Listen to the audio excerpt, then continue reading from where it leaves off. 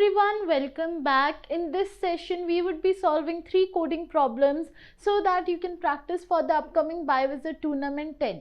So I hope you guys are ready for this session. Before starting the session, let's get a quick reminder about Biovisit Tournament 10.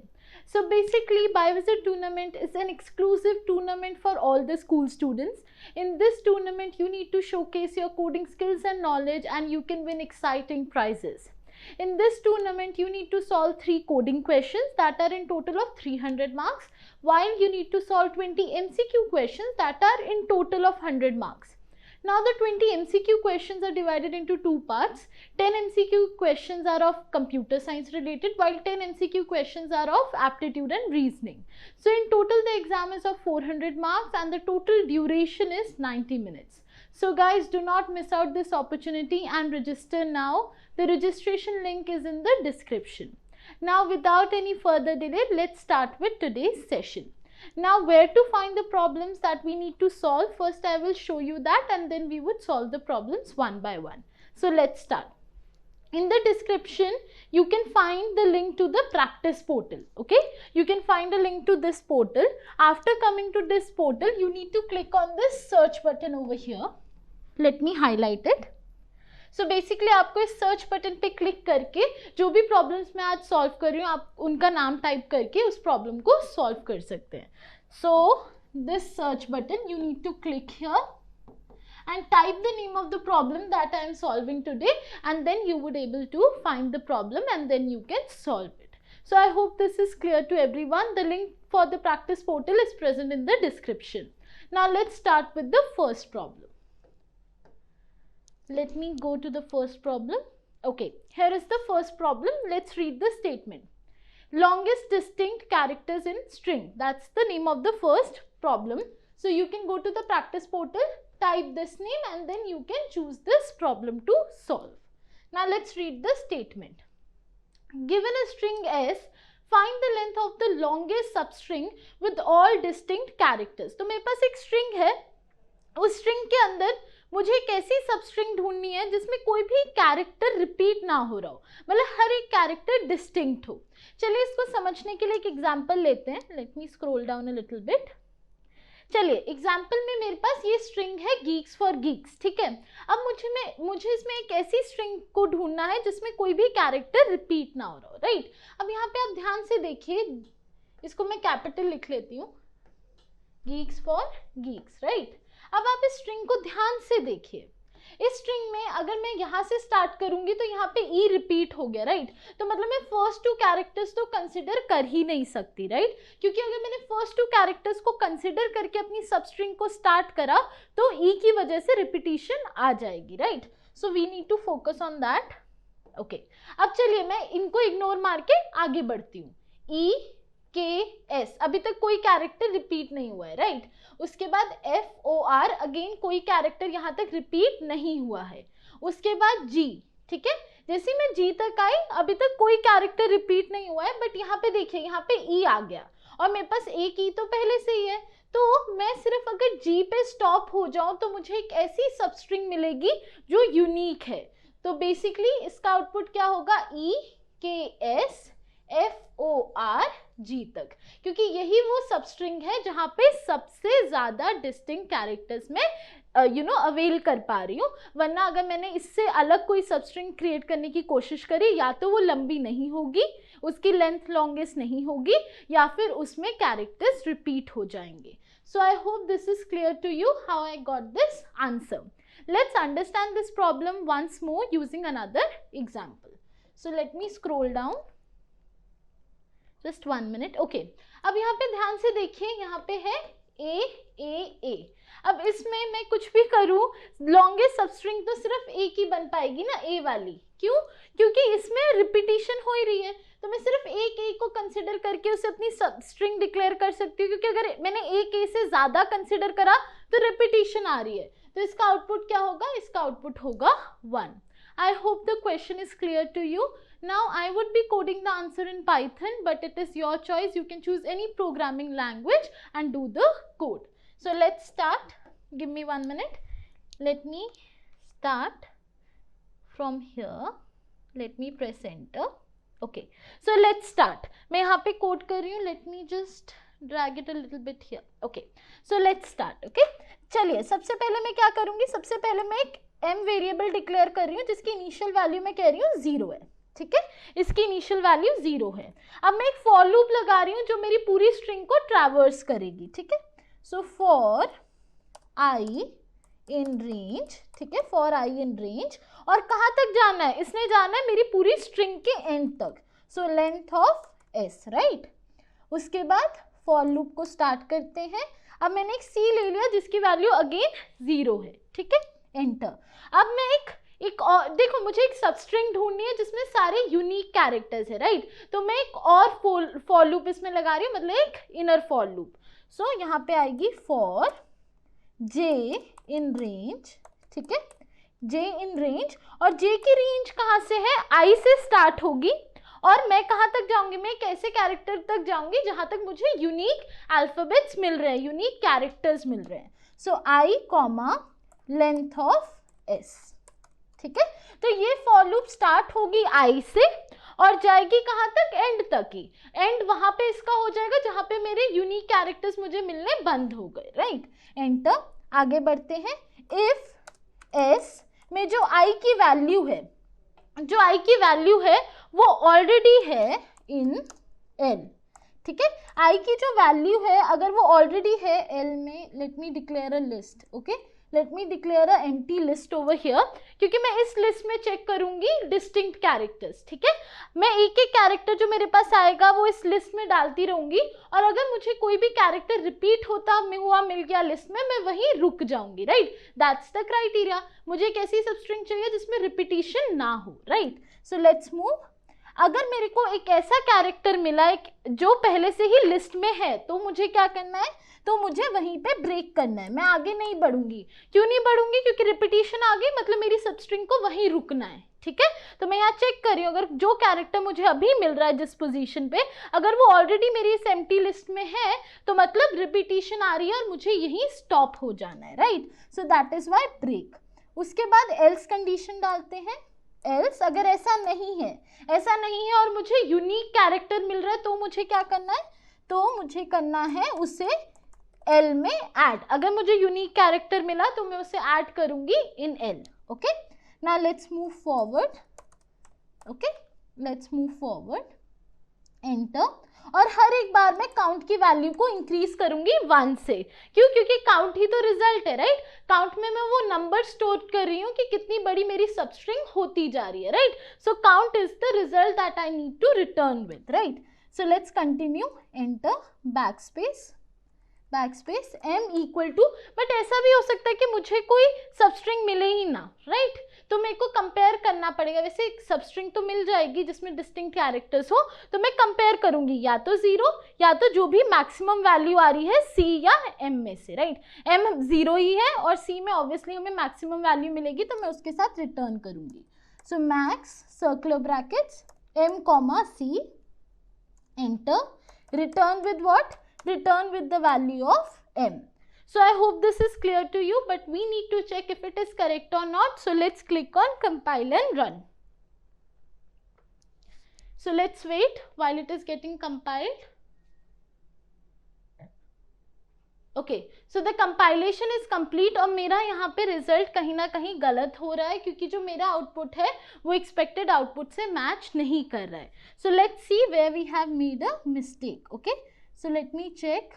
Okay, यहाँ पे मैंने गलती कर दी, because सी मैं i को नहीं j को चेक करूंगी, क्योंकि यहाँ पे फॉर लूप j वाली है, right. So that was my mistake. Now let me check again. Let's wait, let's wait. Now again there is a mistake. I need to check again. Give me 1 minute. So m is equal to 0 for I in range and it is going from length s. C is initially 0, then length, then for j in range.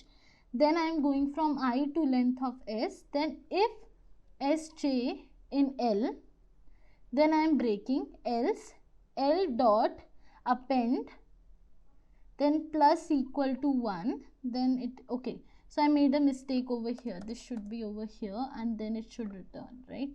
मैं उसे for loop के बाहर ले आई थी, मैं max वाली condition को for loop के बाहर ले आई थी, जिसकी वजह से वो मेरे को करेक्ट आउटपुट नहीं दे रहा था. Now see my output is matching with the expected output. मैंने गलती से जो ये मैक्स वाली कंडीशन थी इसे फॉर लूप के बाहर रख दिया था, इसकी वजह से एरर आ रहा था. This should be inside the for loop. So I hope this is clear. But अभी भी मुझे नहीं पता कि सारे टेस्ट केसेस क्लियर होंगे या नहीं. So for doing that I need to click on submit. So let's check now. 1 second, let's wait. Problem is solved successfully. So I hope this is clear to you. This was the first question. Now let's move forward to the second one. So let's move forward to the second one now. Let me scroll a little bit up. Okay. Now the second question is common elements. आपको ये नाम search button में type करना है and then you would get this question. Now let's read the statement. Given two lists V1 and V2 of sizes n and m respectively. Return the list of elements common to both the list and return the list in sorted order. मेरे पास दो list हैं, मुझे दोनों list में जो भी elements repeat हो रहे हैं उनके साथ रिटर्न करना है. जिस भी लिस्ट के साथ मैं अब रिटर्न करूंगी द रिजल्टेंट लिस्ट वो सॉर्टेड ऑर्डर में होनी चाहिए. ओके. डुप्लीकेट्स में be there in the output list. Duplicate values भी हो सकते हैं आउटपुट लिस्ट में. इस क्वेश्चन को समझने के लिए let's use an example. So let me scroll down a little. Okay, मेरे पास है n इक्वल टू 5, मतलब यहाँ पे है 5 elements in the first list, और दूसरा है m इक्वल टू 4, मतलब दूसरी लिस्ट में 4 एलिमेंट्स. अब इसमें से कॉमन कौन से एलिमेंट्स है? पहले है 3, राइट. 3 दोनों में है, 4 नहीं है, 4 कॉमन नहीं है. Then 2, right. 2 दोनों में है तो 2 आएगा, और 2 2 बार कॉमन है, राइट. देखो 2 बार यहाँ पे भी है, 2 बार यहाँ पे भी है, इसलिए 2 2 बार आएगा, राइट. अब मेरे पास ये लिस्ट आई है, ये लिस्ट को मेरे को सॉर्टेड ऑर्डर में रिटर्न करना है, राइट. तो सॉर्टेड ऑर्डर क्या होगा? 2 पहले आएगा, 2 2 3. So this should be the output. I hope the question is clear to you and none of you guys will have any doubt in this. Now I would be doing the code for this question in Python, but you can choose any programming language that you are comfortable with. So let's solve this question now. Give me 1 minute, let me focus a little and then we can start with this. Okay, so let's start the code now. तो सबसे पहले मैं एक dictionary को declare कर रही हूँ. Okay, enter. उसके बाद मैं एक आंसर लिस्ट को डिक्लेयर कर रही हूँ, ठीक है. एंटर. अब मैं एक फॉर लूप स्टार्ट कर रही हूँ पहले फर्स्ट वाली लिस्ट में, ठीक है. For I in V1, right. Enter. अब मैं यहाँ पे क्या करूँगी? If I not in D, मैं उसे D में ऐड कर रही हूँ. जो भी एलिमेंट V1 में है उसे मैं D में ऐड कर रही हूँ, ठीक है. So if I not in D, अगर वो D का हिस्सा नहीं है तो क्या करो? उसे D में ऐड कर दो, ठीक है. तो उसे D में ऐड कर दो, ठीक है. एंटर. एल्स, अगर ऐसा नहीं है, अगर I उसका पार्ट है तो क्या करना है? DI plus equal to 1. Okay, आगे बढ़ जाओ. अगर वो पहले से ही पार्ट है उस लिस्ट का, मतलब उस डिक्शनरी का, तो एक एलिमेंट आगे बढ़ जाओ, हमें नेक्स्ट वाले एलिमेंट पे चलना है, ठीक है. नाउ हम लोग एक और फॉर लूप लगाएंगे, बट इस बार जो फॉर लूप मैं लगाऊंगी वो लगाऊंगी मैं V2 पे, ठीक है. So for I in V2, ठीक है. सेम कंडीशन होगी. इफ आई इन D, अगर आई D में है तो मैं क्या करूंगी? आई इन D, इसके साथ एक और कंडीशन, एंड DI, सॉरी यहाँ मैंने गलती से S लिख दिया, मुझे यहाँ D लिखना है. DI is not equal to 0. Okay, यहाँ पे कंडीशन गलती से मैंने नीचे लिख दी है. Let me backspace. If I in D and DI is not equal to 0, ठीक है. इज नॉट इक्वल टू 0, तब मैं क्या करूंगी? आंसर में अगर मेरे को एक ऐसी वैल्यू मिल गई जो रिपीट हो रही है, मतलब वो V1 में भी थी और वो V2 में भी है, तब मैं उस वैल्यू को आंसर में रिटर्न करूंगी. क्यों? क्योंकि मेरे को ऐसी तो वैल्यूज चाहिए जो दोनों लिस्ट में हो, राइट. तो अगर मुझे एक ऐसी वैल्यू मिली जो ऑलरेडी पहले से ही V1 की वजह से उस डिक्शनरी में थी और उसकी वैल्यू 0 नहीं थी, then I will return with that in answer. Okay, चलिए आगे बढ़ते हैं. आंसर डॉट अपेंड वो वाली वैल्यू, ठीक है. एंटर. उसके बाद क्योंकि मैंने उसको निकाल दिया है, अगर मैंने उसे यहाँ से निकाल दिया, मैंने उसे आंसर में भेज दिया है, तो अब मुझे उसे अपनी डिक्शनरी से भी रिमूव करना पड़ेगा, राइट, क्योंकि रिपीट भी तो हो सकती है वैल्यूज, जैसे हमने इस एग्जाम्पल में देखा, इसलिए अब मुझे उसे डिक्शनरी से रिमूव करना पड़ेगा, क्योंकि क्या पता अगेन वो वैल्यू 2 बार रिपीट हो, करेक्ट। चलिए आगे बढ़ते हैं, माइनस इक्वल टू 1, एंटर। इसके बाद मैं क्या करूंगी, आंसर को सॉर्ट करूंगी, क्योंकि मुझे सॉर्टेड आउटपुट चाहिए, so answer dot sort, okay. उसके बाद मैं क्या करूंगी, मैं बस रिटर्न करूंगी आंसर के साथ। Now I need to check if the solution is correct और not, so I will click on compile and run. So let's wait, let me remove this, let's wait, it is getting compiled. The compilation is complete and my output is matching with the expected output, so now I will test it for all the test cases. Let me click it on submit and let's wait. Problem is solved successfully. Now this was the second problem for the day. Now let's move forward to the third and the last one. So let's move forward to it. Okay. Now the third problem is, let me scroll a little bit up. Okay. Activity selection, आप ये नाम search bar में लिख के इस problem को search कर सकते हैं. Now let's read the statement. Given an activities with the start and finish day given in an array. मतलब मुझे कुछ स्टार्ट एक्टिविटी दे रखी है और उसका एंड एक्टिविटी का टाइम दे रखा है. Select the maximum number of activities that can be performed by a single person. एक single person कितनी maximum activities को perform कर सकता है, assuming that a person can only work on a single activity at a given day. मतलब एक time पे वो एक ही एक्टिविटी पे काम कर सकता है, इस बात को आपको याद रखना है. Note duration of the activity includes both starting and ending day. Activity की ड्यूरेशन दोनों चीजें इंक्लूड कर रही है, स्टार्टिंग भी and ending of the day भी. ठीक है, चलिए इसको समझते हैं यूजिंग एन एग्जाम्पल. ओके, मेरे पास है n2, तो मेरे पास ये रही स्टार्ट की वैल्यू, ये रही एंड की वैल्यू. यहाँ है 2 2 एंड देन 1 2. तो एक एक्टिविटी में परफॉर्म कर सकती हूँ 1 2 वाली, 1 को स्टार्ट करके 2 को, राइट. उसके बाद तो कोई और एक्टिविटी परफॉर्म ही नहीं होगी. सो the output is 1. A person can perform only one of the given activities, right? वो सिर्फ एक ही एक्टिविटी परफॉर्म कर सकता है, उससे ज्यादा नहीं कर सकता. Now let's move forward to another example. Let me scroll down. Okay, अब यहाँ पे 4 है, यहाँ पे ये मेरी स्टार्ट वैल्यू है, ये मेरी एंड वैल्यू है. इसका आउटपुट है 3. 3 कैसे है, वो फर्स्ट एक्टिविटी परफॉर्म कर सकता है, सेकेंड एक्टिविटी परफॉर्म कर सकता है, and that person can perform the fourth activity. ठीक है, उसके बाद वो एक्टिविटी परफॉर्म नहीं कर सकता. देखिए 1 2, ठीक है, उसके बाद उसने 2 से 3 करा, राइट. 3 मतलब यहाँ पे एंड होने में चला गया, तो अब वो 4 ही करेगा. सो दैट इज वाई वो सिर्फ 3 एक्टिविटीज को परफॉर्म कर सकता है. I hope the question is clear to you. Now let's do the code in Python. So let me just set it up and then I will start the code. Okay, so let's start. I am starting the code from here now. Enter. पहले मैं length निकाल रही हूँ activities की. ठीक है, and वाले जो मेरे पास लिस्ट है ना, उसकी एक्टिविटीज़ की मैं लेंथ निकाल रही हूँ. एंटर. मैं एक एम्प्टी एरे क्रिएट कर रही हूँ लिस्ट की फॉर्म में. ठीक है, for I in range. Range कहाँ तक है, लास्ट वैल्यू तक, राइट. Colon and.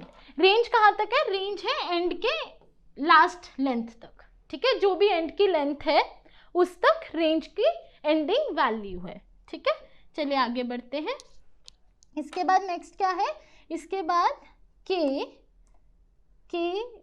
स्टार्ट. मुझे ये नोटिस करना है कि स्टार्ट और उसका एंड कब हो रहा है, right. So K equal to square bracket start I. ठीक है, आई से स्टार्ट करिए, कॉमा, और एंड भी कहाँ पे होगा, एंड भी होगा आई की वैल्यू से, right. Enter.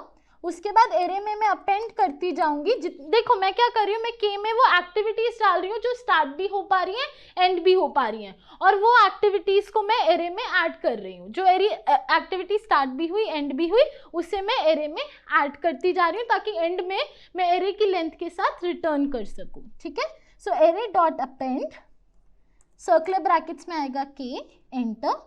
After that backspace array dot sort. ठीक है, मैं यहाँ सॉर्ट करूंगी अपने एरे को, की इक्वल टू लैम्डा. ठीक है, उसके बाद स्पेस x एंड देन 1, ठीक है।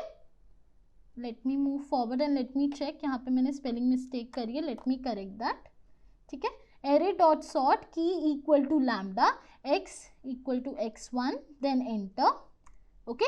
i की इनिशियल वैल्यू मैंने 0 ली, एंटर। t की वैल्यू मैंने ली 1, enter. After that for j in range from 1 comma n, that is the end, colon enter.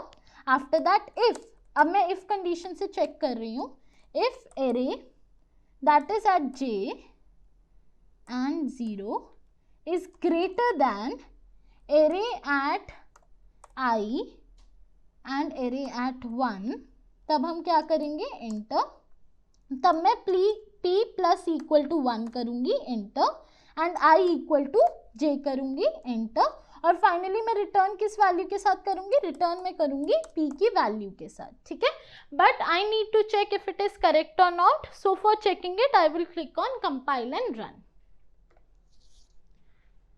Let's wait. Compilation is completed, my output is matching with the expected output, but I need to check for all the test cases, so now I will click on submit. So let me click on submit and let's wait. Let's wait. Problem is solved successfully, and this was the third problem for the day. So I hope the solution and the concept of all the 3 problems is clear to you. So guys, I hope this session was helpful for you, and do not forget to register for Biovisit Tournament 10.0. This is a great opportunity for all the school students to win exciting prizes by showcasing their coding skills and knowledge. So do not miss out and register it using the link in the description. The exam is on 26th December 6 PM to 7:30 PM and it is of 400 marks, and the total duration of the exam is 90 minutes. So do not miss out and register now, and thank you so much everyone for joining me. Thank you.